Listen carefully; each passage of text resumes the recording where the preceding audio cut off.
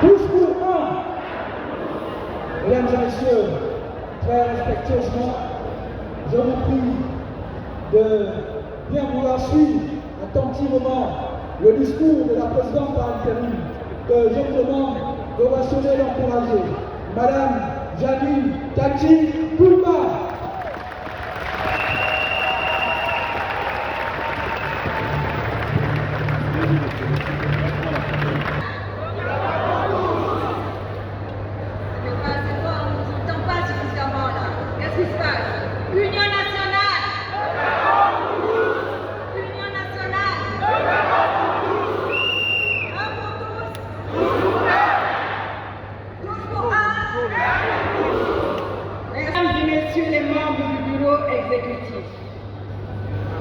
Mesdames et messieurs les membres du Commissariat national, Mesdames et messieurs les membres du Conseil national, Mesdames et messieurs les délégués des organes locaux, militantes et militants, chers compagnons, je voudrais d'abord vous remercier d'avoir fait le déplacement de ces jours. Vous avez chacun fait un long voyage, marqué par des péripéties diverses selon votre lieu de provenance. Mais quelles qu'aient été les épreuves du voyage, une réalité s'impose. Vous avez tenu à être là et à prendre part à ce rendez-vous. Soyez-en remerciés. Chers compagnons, pourquoi un congrès extraordinaire? Pourquoi l'Union nationale réunit-il sa plus haute instance alors que le délai de dépôt des candidatures à la présidentielle est échu? Voilà les questions que beaucoup se posent. Le congrès, vous le savez, est l'instance suprême de notre parti. Souverain, il détermine les grandes orientations politiques. Il procède aussi à l'investiture du candidat à l'élection présidentielle. En 2016 et en 2023, nous l'avons fait conformément à la lettre de nos statuts. Nous étions alors sous un ordre constitutionnel qui, quoiqu'injuste et illégitime, avait l'apparence de la légalité. Depuis le 30 août 2023, nous vivons une situation de fait que nous avons librement validée en acceptant d'accompagner le Comité pour la transition et la restauration des institutions de CPR. De ce point de vue, notre positionnement, nos attitudes et positions ne peuvent plus être les mêmes, quoique nous devons rester ce que nous sommes. Dans la lecture de nos textes, la lettre ne suffit plus. Nous devons désormais intégrer l'esprit et le contexte particulier que vit notre pays. Autrefois, il suffisait de lire les statuts et le règlement intérieur. Aujourd'hui, il faut les mettre en perspective. Chers compagnons, par définition, les transitions démocratiques ne sont pas des périodes politiques classiques, mais des moments d'exception durant lesquels les forces politiques doivent se repositionner pour envisager l'avenir. L'Union nationale se trouve donc une fois de plus dans une situation originale. Forte de sa trajectoire, jalonnée de vexations, de brimades et marquée par une dissolution longue de 4 ans, elle a les ressources et l'expérience pour traverser cette période dans la sérénité et l'esprit d'ouverture. En ce sens, le congrès de ce jour doit être une étape vers avenir plus radieux.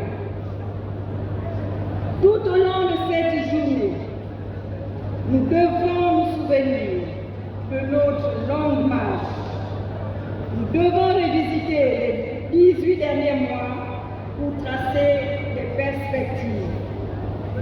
Nous ne devons céder ni aux accusations larvées, ni à une indécision permanente.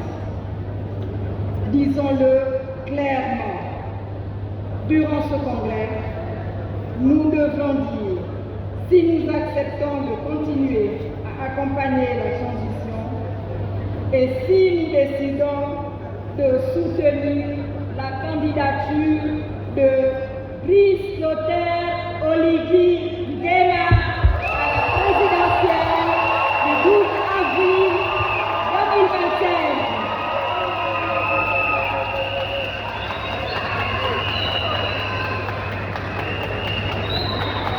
Si l'une ou l'autre de ces deux options n'est pas retenue, ce congrès débouchera sur une impasse. Voilà pourquoi nous devons inscrire notre réflexion dans la quête de notre idéal d'un Gabon pour tous, qui est de permettre à chaque citoyen de s'épanouir et s'accomplir, de tirer le meilleur parti des opportunités offertes par notre pays, sans distinction d'origine ou d'opinion. Voilà pourquoi nous devons placer l'intérêt de l'Union nationale au-dessus de nos intérêts individuels, comme nous devons placer les intérêts du Gabon au-dessus de nos intérêts partisans, ethniques ou provinciaux. Voilà pourquoi, loin de toute considération opportuniste, nous devons réfléchir à un Gabon de solidarité où chacun prendra soin de l'autre, l'écoutera et lui portera assistance. Chers compagnons, ce congrès doit être celui de la réaffirmation de nos valeurs et principes.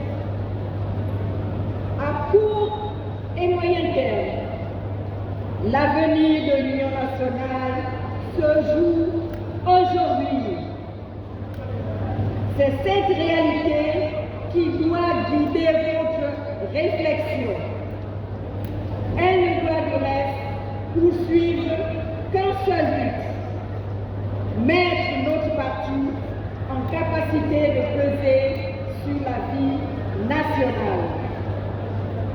Or, le 30 août 2023, notre paysage politique et institutionnel a connu une mutation majeure. Pour faire face à cette nouvelle donne, nous devons sortir de notre zone de confort.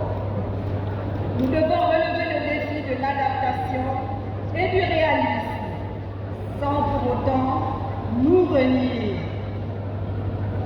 Aujourd'hui, la question principale n'est pas la présence d'un de nos militants dans la course à la présidence de la République.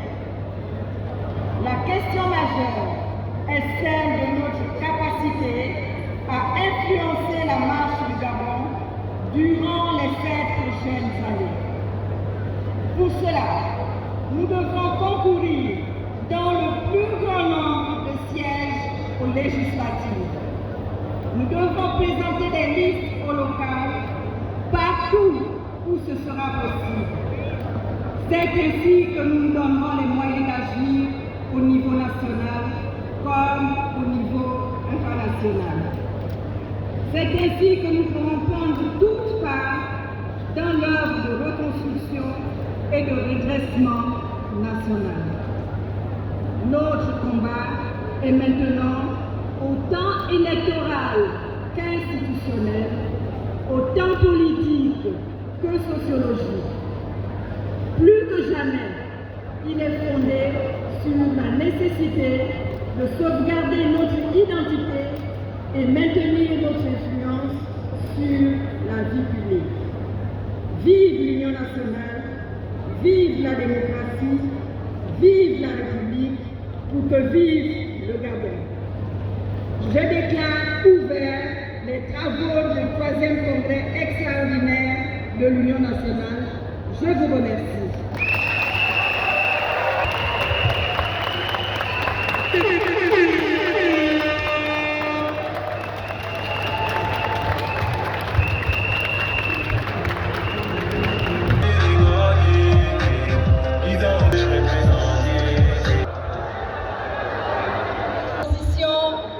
Bureau du Congrès. Roland Moutoumou.